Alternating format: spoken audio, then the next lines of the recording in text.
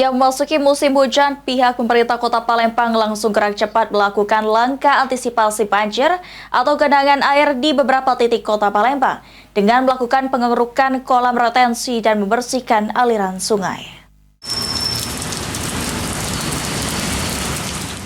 Memasuki musim hujan, pihak pemerintah Kota Palembang langsung gerak cepat melakukan langkah antisipasi banjir atau genangan air di beberapa titik Kota Palembang.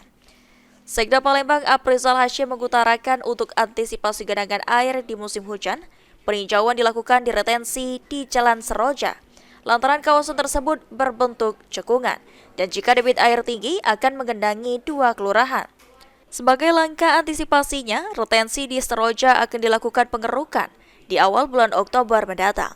Kemudian peninjauan juga dilakukan di muara Sungai Bayas yang aliran airnya tersumbat oleh sampah dan sedimentasi. Untuk itu, pihak PUPR sudah membersihkan aliran sungai tersebut. Karena itu cekungan di sana, dan itu kalau musim hujan yang deras, di sana itu beberapa kelurahan yang ikut tergenang air.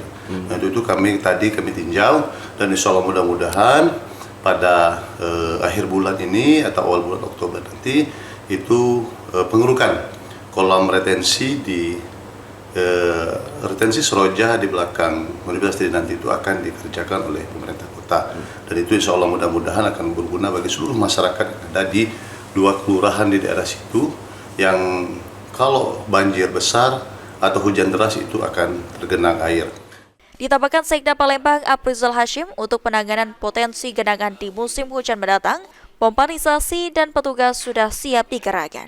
Anugrah Sandi Pratama, PAL TV.